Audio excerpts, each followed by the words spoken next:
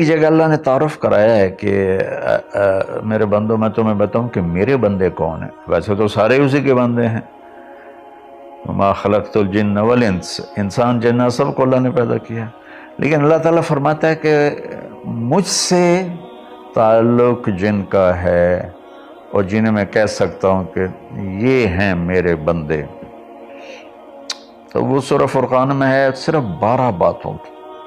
12 باتیں جس مرد عورت میں ہوں گی اللہ اس پہ مہر لگائے گا کہ میرا ہے. جب میرا ہے تو پھر اللہ تعالیٰ اس کے ساتھ معاملہ خاص کرے گا نا. تو اللہ تعالیٰ کہتا ہے میرے بندو میرا دین تو بہت بڑا ہے. 12 یہ 5 انگلیاں 10 اور یہ 2 12 کہ 12 باتیں اپنے اندر پیدا کر لو تم میرے بنو گے. پھر جو تمہاری طرف ہاتھ اٹھے گا اس سے میں کاٹوں گا، جو پاؤں اٹھے گا اس سے میں توڑوں گا، جو آنکھ اٹھے گی اس سے میں پھوڑوں گا. پہلے میرے بنو تو صحیح. وہ کیا ہیں؟ وَعِبَادُ الرَّحْمَنِ الَّذِينَ يَمْشُونَ عَلَى الْأَرْضِ هَوْنًا. پہلی صفت کہ اللہ کہتا ہے میرے بندے کون ہیں؟ کہتا ہے جو زمین پر عاجزی اور تواضع اختیار کرے. اللہ اکبر. زمین پر جب کسی کو اقتدار مل جاتا ہے تو اکڑ کے چلتا ہے، پیسہ مل جاتا ہے اکڑ کے چلتا ہے، شہرت مل جاتی ہے اکڑ کے چلتا ہے. تو اللہ نے کہا پہلی نشانی کیا ہے؟ عاجزی اختیار کرو. تو کوئی وظیفہ نہیں بتایا، کوئی تسبیح نہیں بتائی، کہا عاجزی اختیار کرو. اپنی حیثیت کو یاد رکھو کہ اول نطفہ ہوں، آخر ایک مردار ہوں، کچھ عرصے کے بعد چند مٹھی مٹی ہوں، اور پھر اللہ مجھے کھڑا کرے گا تو اس دن دیکھا جس کی نیکیاں بڑھیں گی تو وہ عزت دار ہے، جس کی گھٹ گئیں وہ ذلیل و خوار ہے. تو پہلی صفت ہے کہ اللہ کے بندے وہ ہیں جو عاجزی اختیار کرتے ہیں. صرف یہ نہیں کہ زمین پر تواضع سے چلنا نہیں، وہ پوری زندگی ان کی عاجزی کی ہوتی ہے.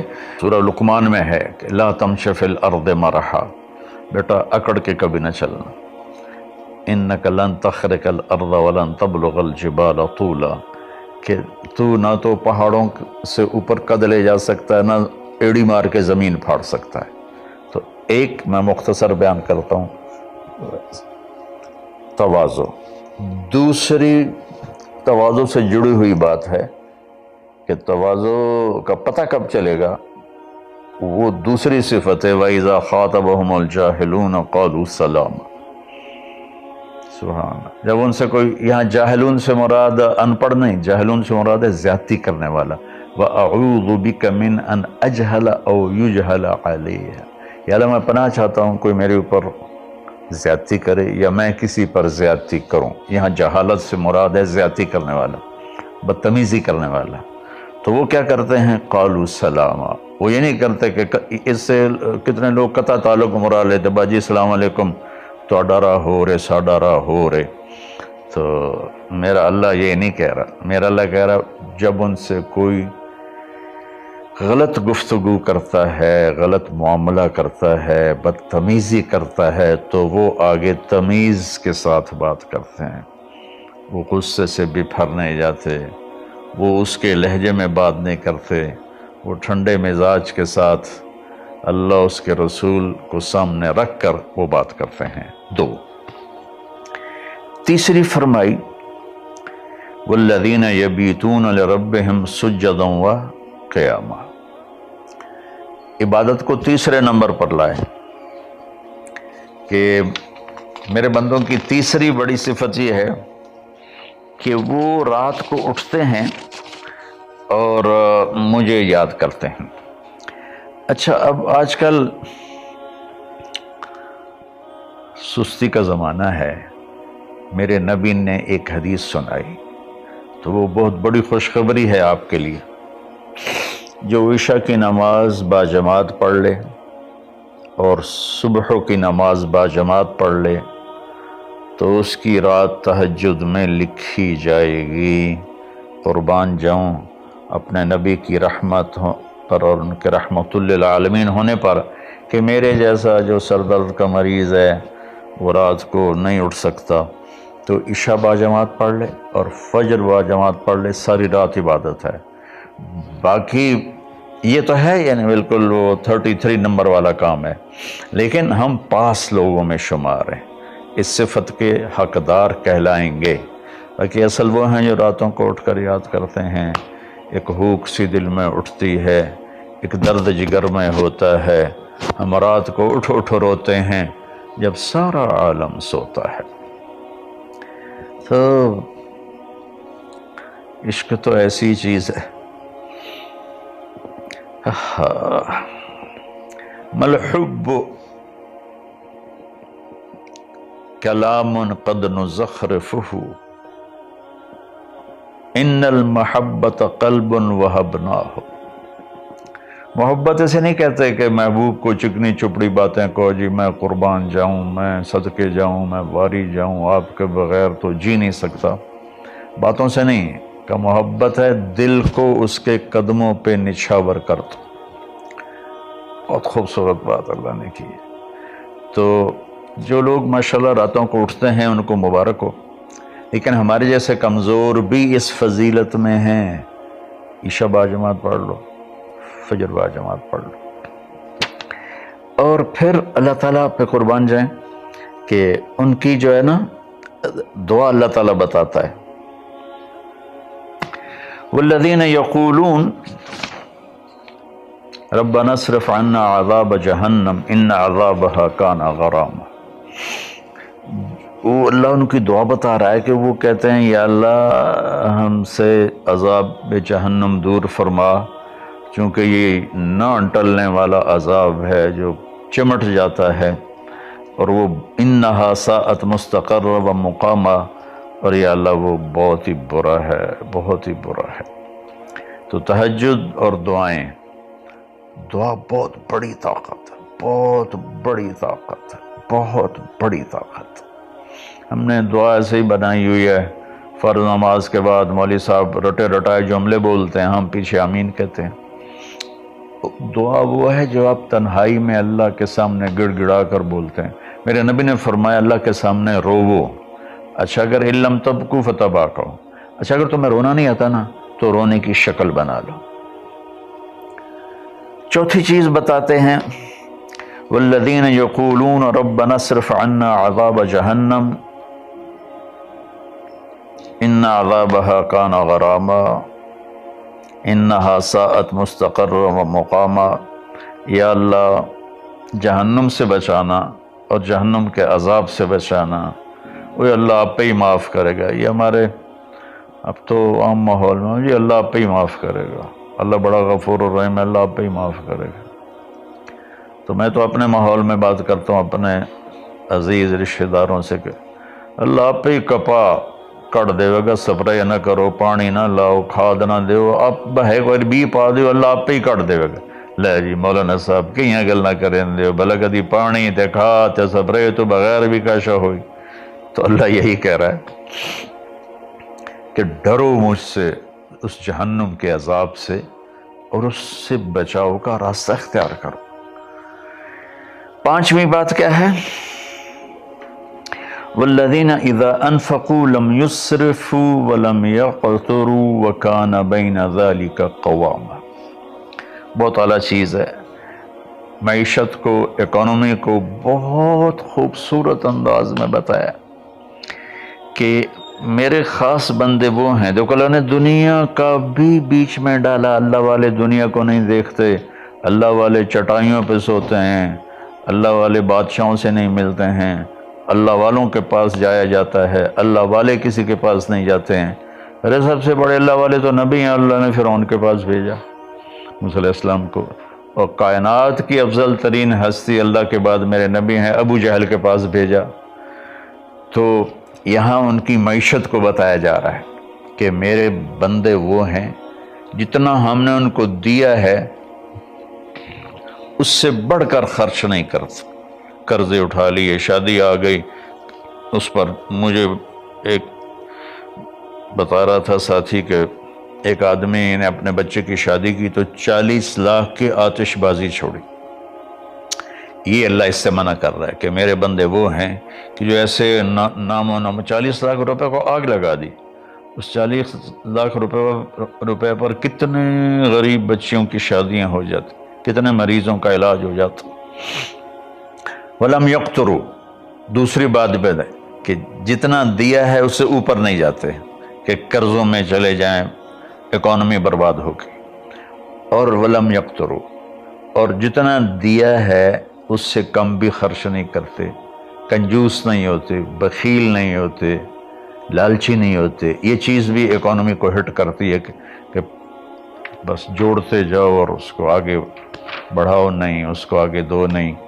تو اللہ تعالیٰ پہ قربان جاؤں، اس نے خاص طور پر ہمارے معاشرے میں اللہ والا وہ سمجھا جاتا ہے جس کو دنیا کی خبر ہی کوئی نہ ہو، اور اللہ والا وہ ہوتا ہے جو بس مسلح پہ بیٹھا رہتا ہے. اور اللہ تعالیٰ یہاں ان کی اکانومی کو بتا رہا ہے کہ وہ کام کرتے ہیں، کاروبار کرتے ہیں، وہ تجارت کرتے ہیں، وہ زراعت کرتے ہیں، وہ حکومت کرتے ہیں. ابو بکر سے بڑھ کے اللہ والا کون ہوگا؟ خلفائے اربعہ سے بڑھ کے اللہ والا کون ہوگا؟ تو وہ اپنے خرچ کو بیلنس کرتے ہیں. کل پرسوں ایک ساتھی بات کر رہا تھا، اصحاب صفہ تو چٹائیوں پہ بھوکے لیٹے رہتے تھے. یہ شروع کی باتیں ہیں. عبد الرحمن بن عوف ٹاپ 10 صحابہ میں ہیں، ٹاپ 10 صحابہ میں. جب ان کا انتقال ہوا تو ان کی 4 بیویوں کو جو 1/8 ملا وہ 48,000 دینار تھے.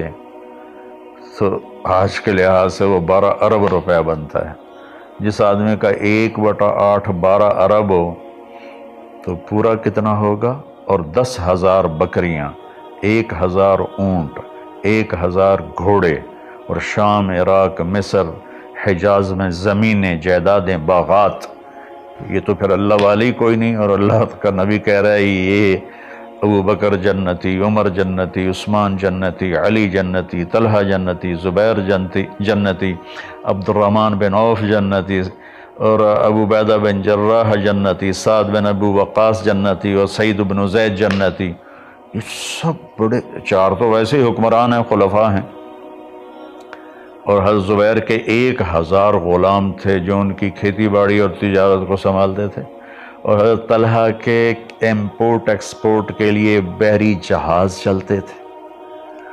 سعد بن ابی وقاص کا وہ مدینے کی جنوب کی طرف وادی عقیق ہے جو آج کے زمانے کا ڈیفنس کہہ لیں، وہاں ان کا سرخ پتھر کے سے بنا ہوا محل تھا. تو چونکہ پوری سیرت ہمارے سامنے نہیں تو بس وہ ایک ہی چیز دیکھتے ہیں کہ بس یہ اللہ والے تو پھٹے کپڑے ہوتے ہیں، اللہ والے تو کسی سے ملتے ہی نہیں، اللہ والوں تو ستو پھانک کے زندگی گزار لیتے ہیں. جب اللہ نے صحابہ کو مال دیا تو عثمان رضی اللہ تعالی عنہ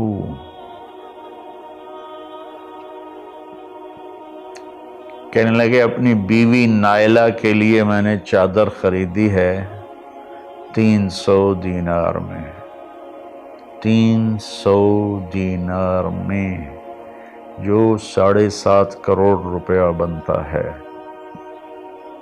اور کہہ رہے ہیں کہ پتہ نہیں اسے پسند آئے گی کہ نہیں آئے گی. تو ہم بیچ میں دنیا کو نکال نہیں سکتے. یہ بڑی غلط تعبیر ہے اسلام کی. اس کے بعد کیا ہے ان کی صفت؟ 3 کٹھی بتائی ہیں، 6، 7، 8.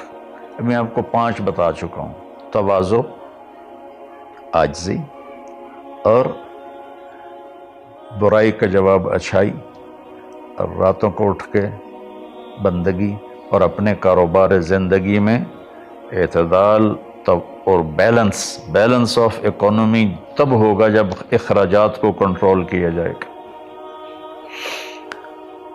وہ ایک آدمی مجھے ملنے آیا تو کہنے لگا یہ اتنے کروڑ کی گھڑی اور ہمارے پاس گھڑیوں کا ڈھیر ہے، کروڑوں روپے، ہر گھڑی کی قیمت کروڑوں روپے ہے. تو یہ تو نادانی کی بات ہے، نہ کہ کوئی فخر کی بات ہے. پھر اللہ تعالیٰ نے بتایا 3 صفتیں کٹھی بیان فرمائیں. وہ کیا ہیں؟ والذین لا يدعون مع اللہ الہا آخر، جو توحید کا جام پیتے ہیں اور اللہ کے سوا کسی کو اس کا شریک نہیں ٹھہراتا۔ دوسرا کیا ہے؟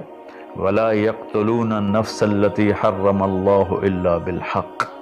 جو ہمارے علاقے میں خاص طور پر جو قتل کی دشمنیاں ہیں، اور اپر پنجاب میں جو قتل کی دشمنیاں ہیں، گجرانوالہ کے ارد گرد، گجرات کے ارد گرد خاندانوں کے خاندان تباہ ہو گئے، اور ایسی سرحد اور بلوچستان کے قبیلوں کے قبیلے تباہ ہو گئے، اور نمازی 5 وقت کے۔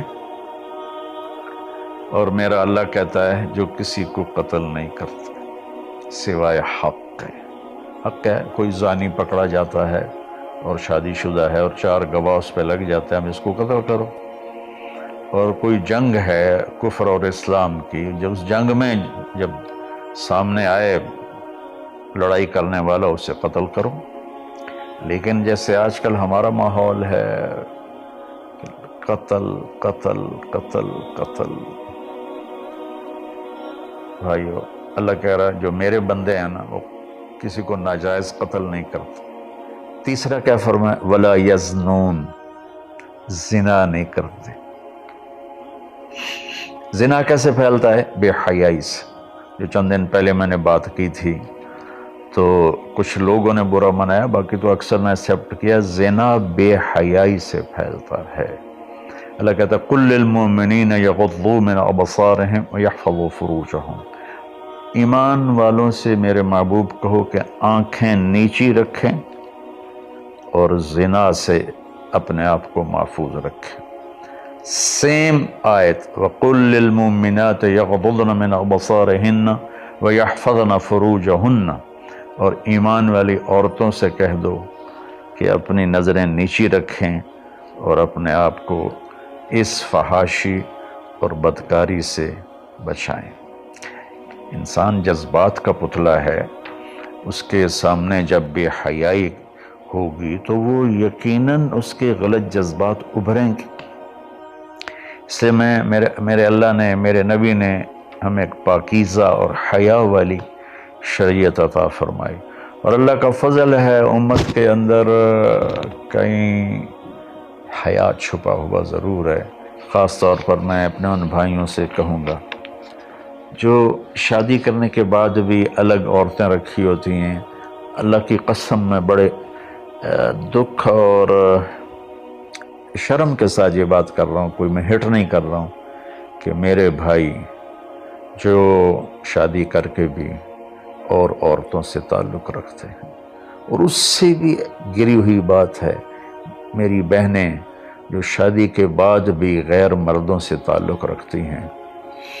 یہ ہے ہمارے معاشرے میں، اللہ اس سے ہمیں بچائے۔ تو پھر آگے اللہ کہتا ہے اگر تم نے یہ کام کیا وَمَن يَفْعَلْ ذَلِكَ، اگر تم یہ تینوں کام کرو گے، زنا کرو گے، قتل کرو گے، شرک کرو گے، يَلْقَ أَثَامًا، بہت بڑا گناہ ملے گا، يُضَاعَفْ لَهُ الْعَذَابُ يَوْمَ الْقِيَامَةِ، بہت بڑا عذاب ہوگا، وَيَخْلُدْ فِيهِ مُهَانًا، اور ہمیشہ اس میں رہنا پڑے گا۔ لیکن إِلَّا مَن تَابَ، سوائے اس کے جس نے توبہ کر لی، وَآمَنَ، اور ایمان لایا، وَعَمِلَ صَالِحًا، اور اس نے اچھے عمل اختیار کیے۔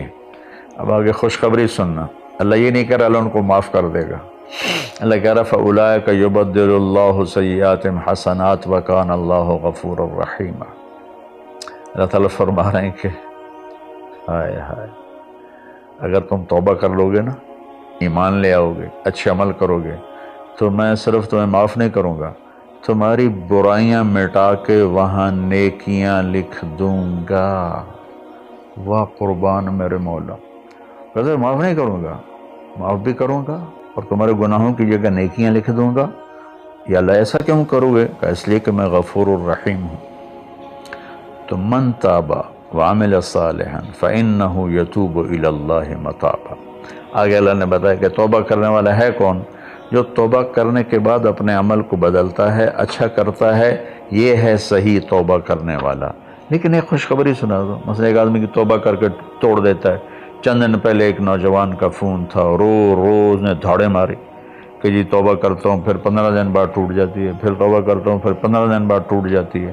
میں کہا توبہ کرتے ہو؟ کہتا جی کرتا ہوں. میں نے کہا معاف ہے. وہ انسان ہی نہیں جس سے خطا نہ ہو، وہ انسان ہی نہیں جو بھولے نہیں. تو میرے اللہ نے توبہ کی کوئی لمٹ نہیں رکھی، نہ عدد نہ عمر.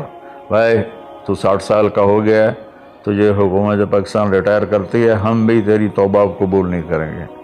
یا بھائی تو 3 دفعہ کر چکا ہے گناہ، اب ہم تیری توبہ قبول نہیں کریں گے. اللہ تعالیٰ کہتا ہے لو بلغت الذنوب عنان السماء ثم استغفرتنی غفرت لک ولا ابالی. میرے بندے میں اتنا بڑا رحم کرنے والا ہوں، تم ایک عورت یا ایک مرد اتنے گناہ کرو کہ زمین پہ رکھتے رکھتے رکھتے رکھتے آسمان کی چھت کو لگا دو، پھر ایک دفعہ کہو یا اللہ معاف کر، تو میں ساری معاف کر دوں گا.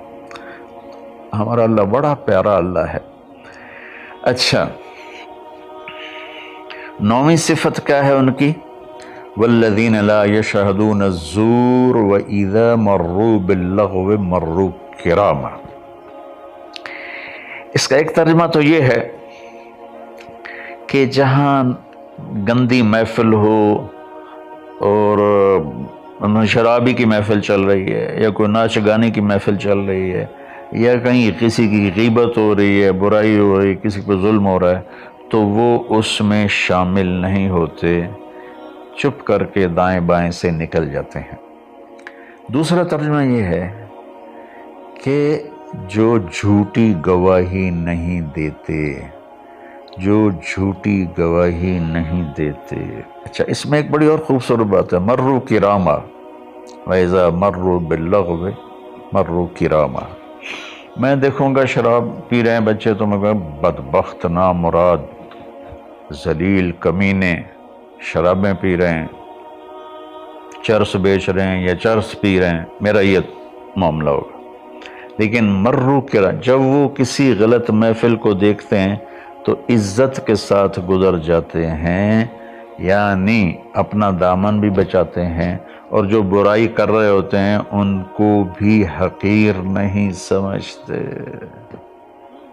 میں اپنے دیندار طبقے کے سامنے ہاتھ جوڑتا ہوں کہ غلط راہوں پہ چلنے والوں کو حقیر نہ جانیں، ان سے نفرت نہ کریں، ان سے پیار کریں. میں اپنے گاؤں میں ہوں، تلمبا 3 کلومیٹر ہے، 250 طوائفیں ہیں. ان کو صرف بیٹی کہنے پر ان کی زندگی کیا سے کیا ہوگی. وہ کچھ ان کا وظیفہ لگایا تھا تو ان کی زندگی کیا سے کیا ہوگی. تو بھائی کسی کو حقیر نہ جانو، کسی سے نفرت نہ کرو، چاہے کوئی غیر مسلم ہے چاہے کوئی مسلم ہے، لیکن تمہارے عقائد کے خلاف ہے، یا تمہارا جھگڑا ہے، تمہاری لڑائی ہے، یا وہ زانی ہے، شرابی ہے، جواری ہے، نفرت نہ کرو، نفرت نہ کرو. اور 10ویں ہو گئی وَإِذَا مَرُّوا بِاللَّغْوِ مَرُّوا کِرَامًا، کہ وَالَّذِينَ إِذَا ذُكِّرُوا بِآيَاتِ رَبِّهِمْ لَمْ يَخِرُّوا عَلَيْهَا صُمًّا وَعُمْيَانًا. جب ان کے سامنے اللہ کی بات آتی ہے تو سننے سے انکار نہیں کرتے، یعنی آنکھیں بند نہیں کرتے، کان بند نہیں کرتے، کہ جیسے اندھے اور بہرے پر چیز پیش کرو تو اسے پتہ نہیں لگے گا. تو میرا اللہ کہہ رہا ہے کہ جب ان کے سامنے میری بات آتی ہے، میرا قرآن آتا ہے، میرے نبی کا فرمان آتا ہے، تو اندھے بہرے نہیں ہوتے بلکہ غور کر کے سنتے ہیں، غور کر کے سنتے ہیں. تو اللہ ایک ان کی صفت یہ بتا رہے ہیں کہ وہ اللہ کا کلام سنتے ہیں تو تاثر لیتے ہیں اور اپنے آپ کو بدلتے ہیں، اور اپنے گناہوں پر باقی نہیں رہتے بلکہ اپنے آپ کو توبہ کرتے ہیں اللہ کے سامنے. پھر جب توبہ ٹوٹ جائے پھر رو دھو کے توبہ کرتے ہیں. 11. 12ویں صفت کیا ہے؟ سبحان اللہ. واہ جی واہ. اللہ والوں کو تو بیوی بچوں کی بھی پرواہ نہیں ہوتی. اللہ والوں کے گھروں میں تو فاقے ہوتے ہیں. اب یہ اللہ والوں کی بات بتا رہا ہوں.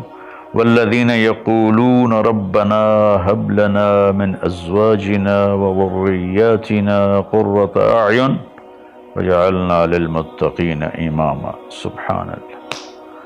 جو کہتے ہیں یا اللہ ہمیں ہمارے ازواج یعنی بیویاں، ہماری اولادیں ایسی دے جو آنکھوں کی ٹھنڈک بن جائیں، اور ہمیں متقین کا سردار بنا، امام بنا. اپنی وجاہت مانگتے ہیں، وجاہت۔